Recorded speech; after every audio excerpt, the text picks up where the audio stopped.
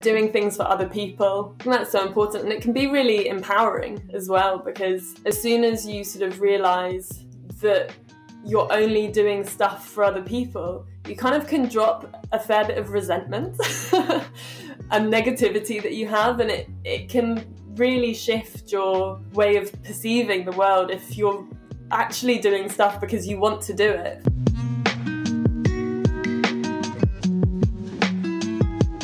Welcome to the Mindful and Driven podcast, all about how to chase your dreams without losing sight of what's really important. Today's guest is Rebecca Thompson, who's the founder of Ecosy Travel. She's made several pivots in her life, from working for the British Civil Service to working as a senior policy advisor for Environment Advocacy Association, to now being her own boss and being her own founder. Each of these decisions were hard in their own way, and by listening today, you're going to understand how she made these decisions, and I really hope you enjoy listening.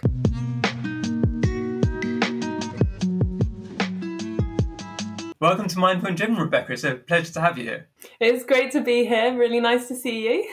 So how we know each other is that we both went to university together in Bath, and you lived in the floor below me, and you also happened to be best friends with somebody who lived on my floor. So there's a double connection there, and then because of that, we did the same course as well, triple connection.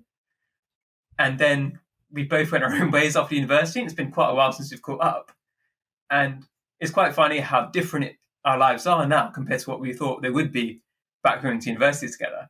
And how I'd like to start off with is, what's some common advice you've heard that you really disagree with? I think particularly when we kind of look back to when we were at university, I think the objective for most people was to kind of get that really like good, secure job. You're kind of set for life in some way. And I think it's really something that belonged to a different generation almost. I think now I feel like that's so not the way forward, but you still hear so many people, or it still feels like there's this residual feeling that that's what you should be doing, or people really still expect that of you. And if you sort of reject that idea that you're doing something wrong, or you've kind of missed the point, or, you know, when you would give up a stable job that's kind of getting you a good income, you must have like lost it a bit in some way. So yeah, I think trying to get people to really just like strive for that stable job, that's kind of like the tick box, you're done, just leaves you with years and years of, I don't know, kind of, what's the word? Just almost dullness, I think, is how I would feel. And I think there's certainly people out there who, you know, they want that because that lets them just kind of do the other stuff they wanted to do in their free time. But when I kind of think about not wanting to sort of work to live necessarily, but that your life kind of feeds into the work you do, it's got a better ring to it almost. Yeah, and most people went to university with ended up being investment bankers or asset managers and going into that kind of field. And I think it's funny because at the time, many people seemed really interested in it. But I wonder how much it was because they were really interested in the topic. And if they couldn't make any money in it, would they still be that interested? Probably not. So it was almost being led by their money in that way. And I think it happened to a lot of us who then went into banking or consulting or whatever it is. But you took a bit of a different path at the beginning, right? So you went into the civil service because that was something you believed in. So could you talk about that decision? Yeah, I think it's interesting. I think going to university to study economics, most people are there for the money. And I think even when I kind of made that decision to do economics, at the time it was because I thought that's the best way to get a job where you can make some money. And then I think the more I sort of thought about it, got exposed to more people, more ideas, I really knew that wasn't going to work for me. I think I've always been led by wanting to do something that I felt had some meaning to it, or I was helping people. And I think that's not in itself enough. I think lots of people can a bit get misled by just wanting to feel like they're doing something good, because it doesn't always work out for the people who you think you're trying to help. Yeah, I think that's kind of what led me down the path I went straight away. And I think working in the civil service, so I did the FAST stream, which is the British Civil Service kind of graduate program in economics. I think that's absolutely brilliant. You are surrounded by like loads of really bright, motivated people who are kind of there for that same reason, because they want to try and do something good and try and help people. And the challenge for me was that you're kind of working with the government that you don't agree with. For me, that was my situation. I think that's lots of people's situation in the civil service, and your job is to be neutral. And I think I got to a point where I didn't want to be neutral anymore, and I'd learnt so much, and I think I was just ready to do something different. And I think, yeah, kind of having that motivation to do something that I felt was genuinely useful, I kind of almost got to a point where I was doing what the government kind of wanted to see, rather than what would actually create the best policy. So it's tricky. I suppose it all came down to sort of how I felt I could have the most impact, I guess. And then when you left the civil service, is that when you did your master's? Or did you have another job before that? And you mentioned before we started recording that you did your master's in part because you were scared to just completely leave your job, and you thought it was a way to do it in a respectable way. And could you talk about that? Because I think that's quite interesting. I think a lot of what I sort of did in my career path was quite led by what I felt was expected of me in a lot of ways. And so I definitely have like a strong sense of loyalty, I would say, to people that I've worked with, and kind of the idea of a good job and that stable job in lots of ways. So I think when I kind of was thinking about leaving, it really felt like I was doing something wrong. So yeah, in some ways it almost felt like the master's was some kind of excuse I had to generate to be like, look, I have a real reason for leaving. And to be honest, when I left as a career break. I didn't even, go the whole hog and quit to do the master's. I was like, I'm doing a career break. Halfway through the master's, I was like, by the way, I'm not coming back. And I think it just kind of shows like that kind of step to actually reject that idea that you have to be doing this kind of conventional career can be really hard if that's what you're used to. Or, my mum worked in the same job for over 30 years for her whole career.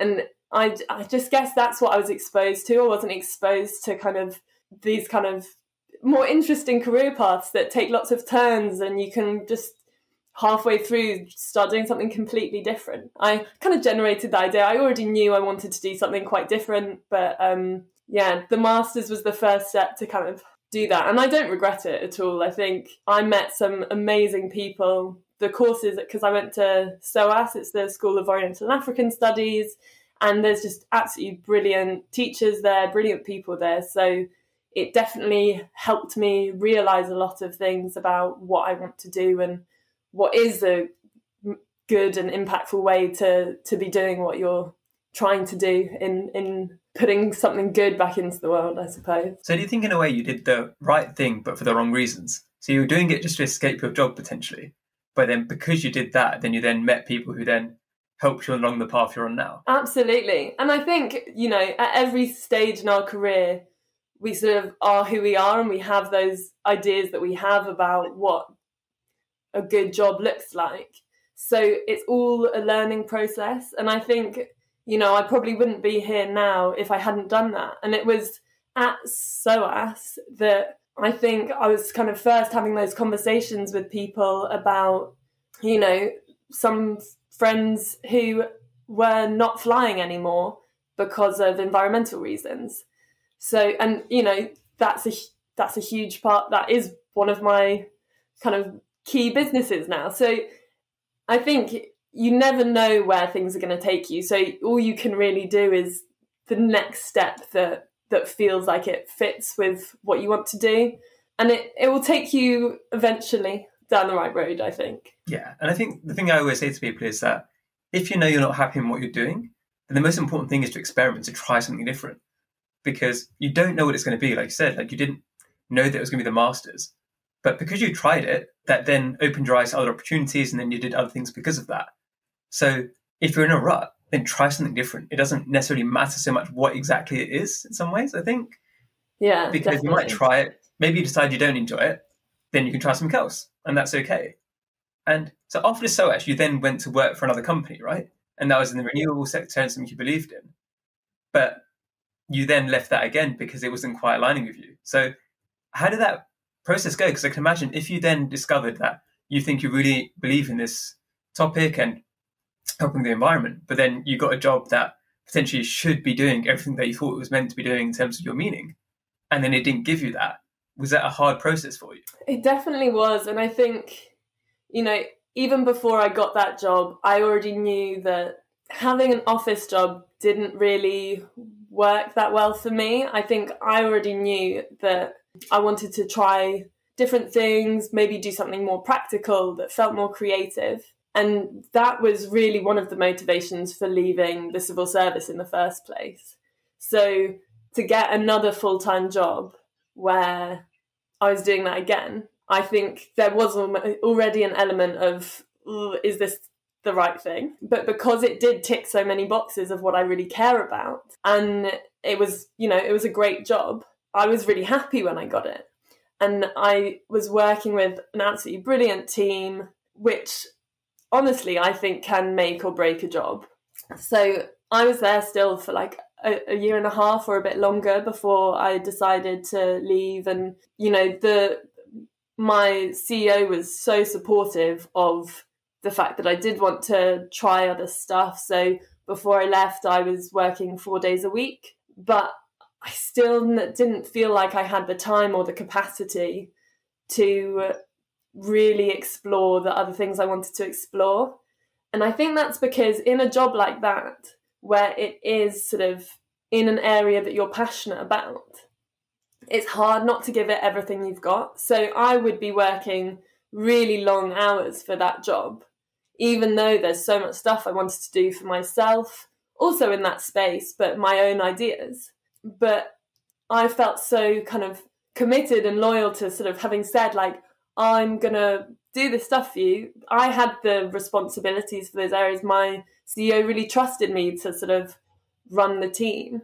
So I never really felt comfortable to not give it my all either, which I think is a real challenge for a lot of people who are really driven, that they can't kind of do things halfway to give themselves the capacity to do the other stuff they want to do, which makes it really challenging to get that balance as well. How did the conversation with your CEO go? Were you scared to ask for 4 days, or is it something that they suggested themselves? I'm always nervous in these situations, but I would say it went well. I think they probably could already sense that I was feeling this. Like, I'd talk to them about my ideas sometimes, and they'd be like, that's brilliant, so good. So I don't think that it was a difficult conversation in the end, because they were so supportive when I was talking to them, but I was still nervous. I think all of these things that fell outside of the normal job made me nervous for some reason, because I think I had such an expectation in my head of like, oh, you work really hard to get like your exams and, your A-levels, whatever, to get to a good university. You get to a good university and you work really hard to get a good degree, and then from the good degree you get a good job, and then that's it. Now, I hadn't really sort of thought through the process much more than that, sort of when we knew each other. And you kind of get that good job and you're like, oh, that's not making me that happy. So yeah, I think you're right. It is so much about experimenting, and you can't know what you need to, but it's about that gut feeling. And when it is sort of outside of your comfort zone, those first conversations can be quite nerve-wracking, but you've got to just listen to yourself more. And I think that is the hardest thing, is that often we're quite led by what we think other people want of us. But, going into that conversation, my CEO, she was so supportive, and I was so worried that she'd be like hurt and let down and would turn around and be like, what are you doing? Like, you're meant to work for me. And it's just, that's not the situation. I think people, are supportive as much as they can be. And, if it doesn't work for a company to let you work 4 days, they won't do it. But if they really value what you're doing and they want to try and make it work, they'll, you know, you can see if that works and gives you that capacity to do more of what you want to do. I had the same experience with my own bosses when I left my job, is that I was kind of worried that they'd be like, I'd been there for 7 years, so I was the 5th longest serving employee. But they were really supportive. They said, like, we understand why you're doing what you're doing and we wish you the best in it. Like, obviously, we want you to stay, but we don't want you to stay if that's stopping you from achieving what you want to do. And it was just such a great conversation because, like I said, you sometimes expect them to be hurt, whereas it's more about we're excited for you and like they've known you for so long, they've supported you. And often, like, most people aren't like that, like, evil capitalist kind of thing you sometimes think, right? They care about people. If they can see you're going to do something that makes you happy, they're going to want to help you. And it's going to be annoying for them to replace you with like that. But I think for some people, it's the whole thing. They'd feel worse about keeping you against your will or by manipulating in that way. So having that conversation is just something which you don't know until you do it. And you might find that people support you much more than you expect. Yeah, I think that's so true. And even when it kind of comes to now sort of moving into the travel tech space, which is so not my area of expertise, coming from sustainability, which is, you know, what I'm really passionate about and know about, people are so helpful. And I've learned so much in the last couple of months compared to, I don't know, the last few years, because I was almost working in a space that I already, you know, had those expertise in. So I was the person that maybe someone could talk to about the kind of particular area I was working in, and I had that knowledge. And then it's going to a space where, you know, you get to have loads of conversations and network with people that have loads of amazing knowledge that you can get out of them. And it's such a fun place to be in, to be learning so much, even though it's also a bit nerve-wracking, kind of doing a venture in a totally new industry. It's such a great play. And if you don't enjoy that process of learning and doing something new, you know, maybe it's not the right thing to be doing either. Hi everyone, I hope you're enjoying the episode so far. I want to take a quick break to ask you to check in on yourself. There's many people struggling with balance, and there's nothing to be ashamed about. The tips that my guests and I share can hopefully help you along the way, but if you already feel overwhelmed or burnt out, it's probably best that you ask somebody for help too. For some, this might be a friend or family member, but others might feel like they have nobody they can talk to. If you're one of these people, check out the link in the show notes. It's for United for Global Mental Health. They've got helplines all across the world with people willing to listen on the other side. It's important to let somebody know how you're feeling. Now, back to the show. Could you explain a bit more about what you do now? Like what exactly you do and your businesses, what they are? Yeah, so I've just got a Young Innovators Award from Innovate UK, which, thank you. So that's the innovation service kind of attached to the UK government, and that's for a business I'm working on, which I'm actually solo founder for, and it's called Ecosy Travel, and it's in the fairly early stages of development. I'm building the website at the moment, and it's basically your kind of travel booking platform, but for green travel. So it's going to focus on sort of train and ferry journeys across Europe.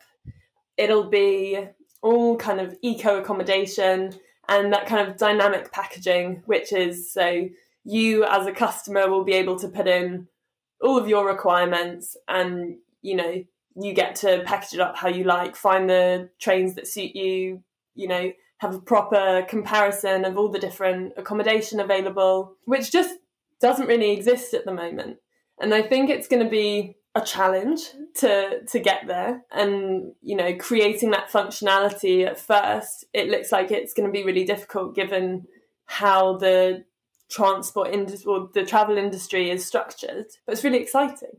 So yeah, that's the first one. And then the second one is actually because of another passion of mine, which is gardening. And that's something I discovered a couple of years ago when I wasn't very happy in my job, I think, and I was really looking for that practical thing that I could do that just made me feel better. And gardening is something that I honestly can be feeling my worst. And I'll do some gardening for half an hour, whether I'm now doing it professionally, sort of for a client, or if I'm at my community garden or my own garden. And after just half an hour, I just feel so calm.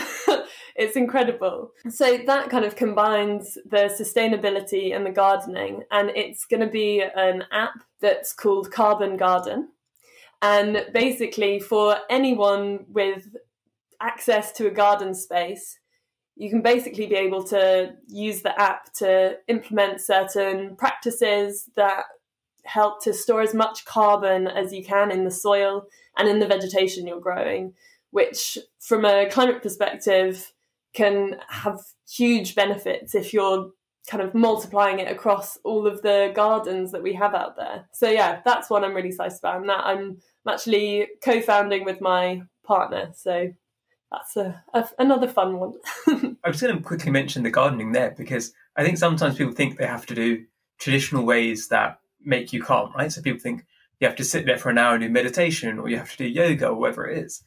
And I don't think that's true. It's you find an activity that works for you, and that gardening works for you. Gardening works for many people as well. So if you find that you really struggle to sit there and meditate, then try other things. The whole thing about experimentation again is that there isn't one way to find calmness or to de-stress. You can find it in different ways. And with your two businesses, how's your time split across them? Is it something which is quite fluid, or is it you try to keep structure with that? I'd say it's very fluid. So because I'm doing the Young Innovators program with the travel business, that's getting a lot more of my time at the moment. And I think when I first started it, I was like, oh, well, I'll use that program and implement that structure just to both of them, do equal time, and just treat it like I've got that sort of program attached to both of them. But actually, because there is so much support in this kind of year period attached to that one business, I kind of am getting a lot of traction there. And I want to just really make the most of it. So I've sort of got lots of motivation around that one. And I'm just trying to grab that and push ahead with it. And I think it goes in waves as well. So with the carbon gardening business, I do more of the sort of, almost sort of in my head, softer work, which is the research and kind of thinking around how best to design the different principles to do that carbon storage with the gardening. And just sort of, because I do lots of gardening, I work at my community permaculture garden, and so I'm having lots of conversations with people that work in the area, gathering information like that. Whereas my partner, he comes from a fintech background, he does product development, and he's leading on the actual tech side of things with that. So I feel like that one I can do more in waves, whereas the travel tech business, where I'm the solo founder, is really on me. So I think that's why I'm really kind of trying to dedicate as much time as possible as I can to that one at the moment. Yeah. And do you find it hard to balance that, where you've got two different businesses that you care a lot about, as well as you mentioned before, there's so many other things that interest you? How do you stop that from overwhelming you or working too hard? It's not easy, I think. I mean, also, in between really kicking things off with these businesses, I did have about a year where I sort of quit my job and I was like, I'm taking this time to really think about what I want to do. And luckily I had the sort of freedom to do that. So, you know, loads of random projects. So I got cast in a film where I had a dance and acting role. So I was doing loads of work on that, which was really exciting. I was learning aerial silks. I don't know if you know what that is, but it's almost a kind of dance circus skill, doing lots of gardening. And I think I've had like a nice amount of time to really explore different things and feel creative and discover what I really want to spend my time doing.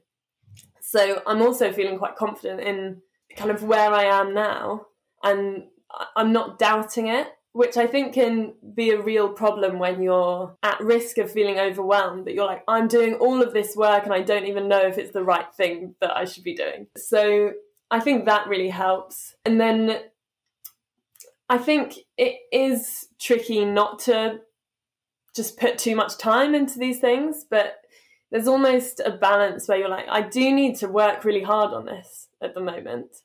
And I'm kind of okay with that. And I think I do have a good awareness of my energy levels.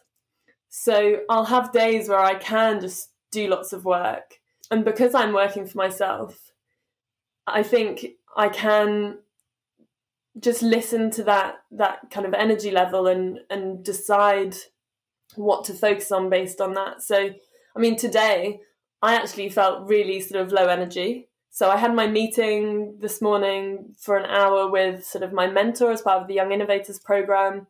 And then I had a nap.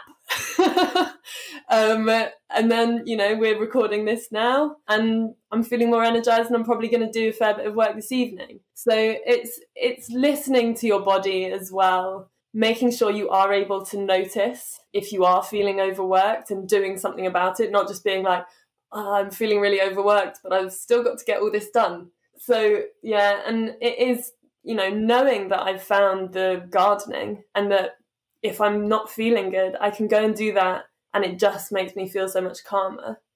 It's great to have all these things in your back pocket, and sometimes that will be meditation or, you know, for some people it's dancing. I know you do some dance as well, but, you know, that's not like a peaceful activity necessarily, but it can be just as meditative as anything else because, you know, you're really releasing lots of pent up energy and it can be so useful to feel like you can take on the world a bit more. Everybody listening can't hire me to energize them. I know I have that effect on people, but what's a successful lifestyle look for you in the future? Like, what are you building towards, or how would you like to manage your life? It's interesting. I think it almost can change depending on how I'm feeling. I mean, one thing that I know I love is travel. Me and my partner have actually been talking about buying an electric van and doing out the back, and, you know, we can both work remotely. So I think what we might be doing next is doing more traveling, which is really exciting. But I think when I really think of my future, something amazing that I'd love is to have like a bit of land and, you know, be able to do something like a rewilding project on it and live there and, you know, feel much more in nature. Because, I mean, I'm from London. I've lived here my whole life and it, as a city, can just be overwhelming. But yeah, I think it's hard not to get caught up in like traditional ideas of success sometimes. And it is useful just to try and remember, like, what would you actually love to do in the future? It's like, I'd love to just be in nature. And, you know, you don't need to overdo your kind of success story to achieve that. And it's kind of managing your own expectations of what you want as well. Along those lines, for the people listening today, what mindset shift would you suggest to them that you think could really help them? I think that one thing that's really helped me recently is being more aware of when I want to do something because I want to do it or because I think that it's what's expected of me, and really trying to tune in more to my own wants or kind of my own voice in some way, and trying to get rid of some of those ideas and expectations and, yeah, doing things for other people. And that's so important. And it can be really empowering as well, because as soon as you sort of realize that you're only doing stuff for other people, you kind of can drop a fair bit of resentment and negativity that you have, and it can really shift your way of perceiving the world if you're actually doing stuff because you want to do it. So yeah, definitely that would be my piece of advice. It's like you said with your CEO, right, as well. It's that sometimes we do things because we think it's expected of us, even when the other people don't always expect it of us. So we think, oh, we have to do this because somebody else wants us to. But if we actually ask them to, like, oh, I'm not enjoying this, it doesn't really make me happy, they're like, okay, cool, you can do something else instead, right? It's so true. I mean, everything we do is based on just how we're perceiving the world. So yeah, I mean, there's also kind of a question of, can we just decide to perceive it differently? If we've got a really negative outlook on things, can we just sort of try and shift that in different ways to be like, you know, maybe there is a bit more positivity out there than what I'm able to see in this moment. So yeah, I think definitely worth thinking about. It's been great to catch up, Rebecca.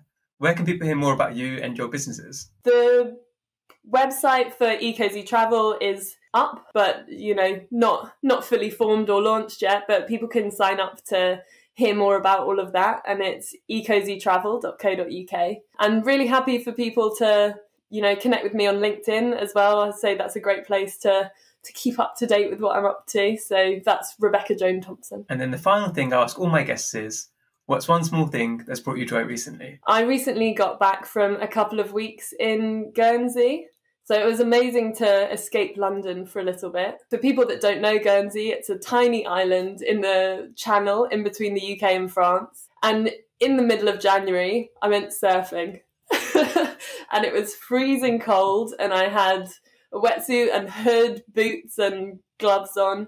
And it was just so refreshing and amazing. And since I've got back, I've started turning the shower to cold for a few seconds before I get out. And that's just so energizing, and I'm loving it. So I'd go with that.